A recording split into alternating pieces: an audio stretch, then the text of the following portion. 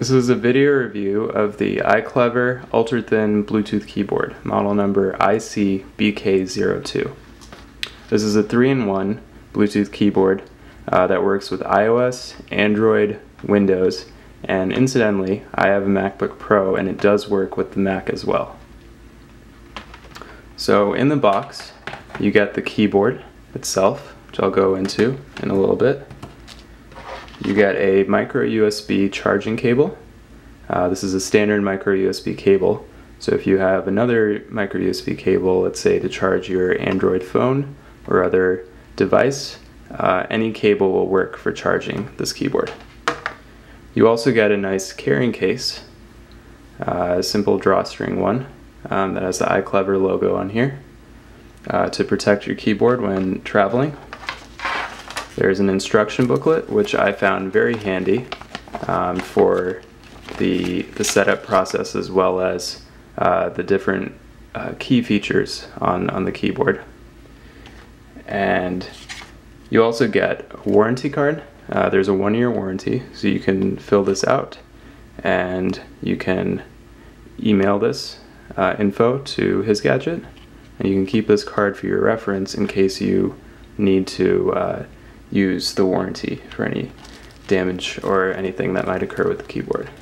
Also, a nice thing that they included was these rubber feet for the keyboard. You can see right over here. I'll get this to focus. There we go. So you can see there's there's 4. I've already put 2 on the keyboard here. There's these rubber feet to prevent keyboard from slipping when you're using it. Now I put 2 over here at the top simply to raise the keyboard up slightly because I like when I'm typing to have the keyboard very slightly raised. And now onto the keyboard itself. So as you can see here, you have the iClever logo at the top. You have a connect button for pairing, which I'll go into later, the on-off switch, and a pretty standard keyboard layout. The keys are generously sized, most of the keys that you'll be using. The only issue I had here was in order to fit the number pad, or sorry, the arrow pad on here. There is no number pad, I'm sorry.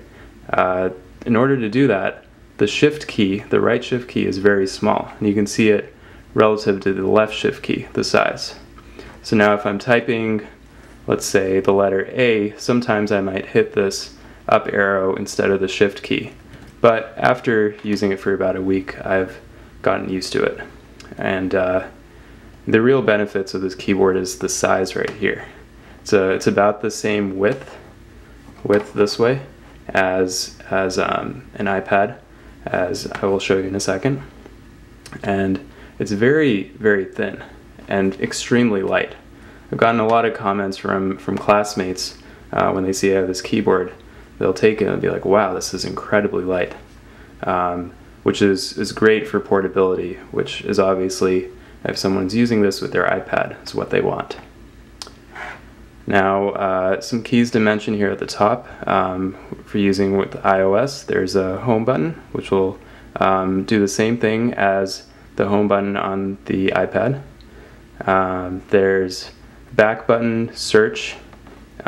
This button only works with Android. It's the map feature. There's copy, paste, cut.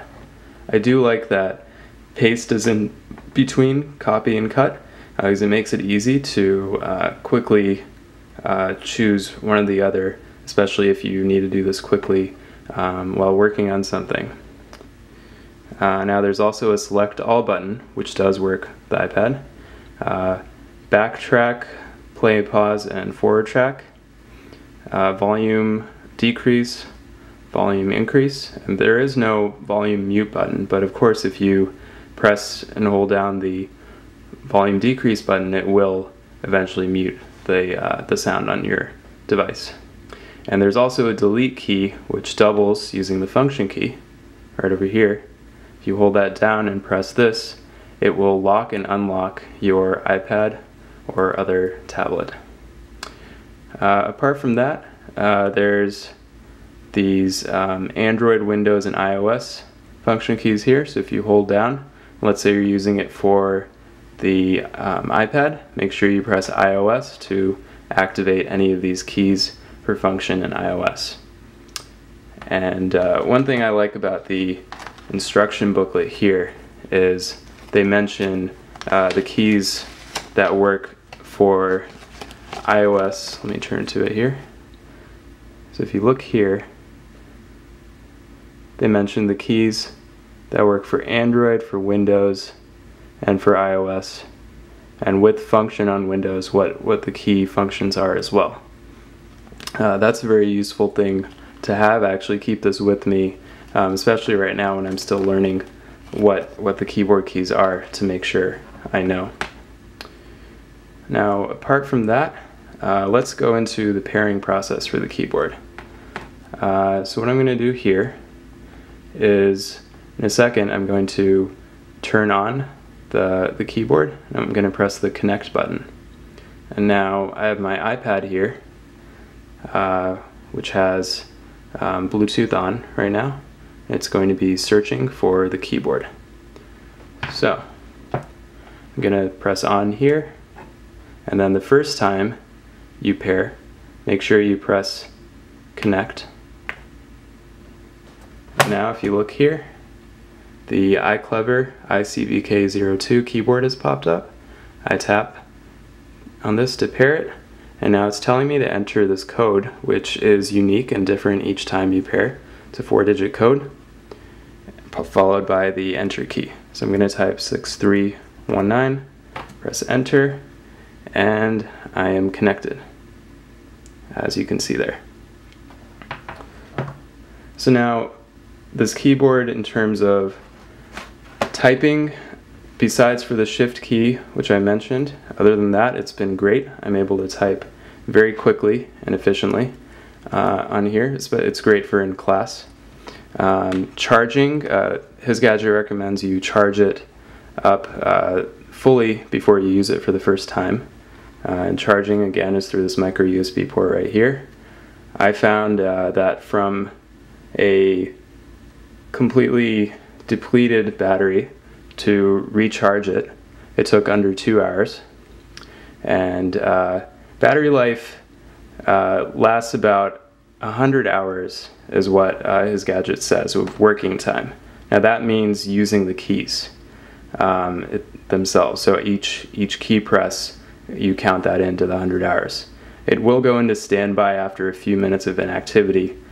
So this keyboard battery will last you a very long time. You'll find you won't have to charge it. Depending on your use, I would say the maximum you'd have to charge it is once a month. Overall, this is a great keyboard. I like that it's very lightweight, it's slim, it looks great, and I've been using it with my iPad. I definitely highly recommend it to anyone looking for a keyboard like this. Let me know if you have any questions about my review, and thanks for watching.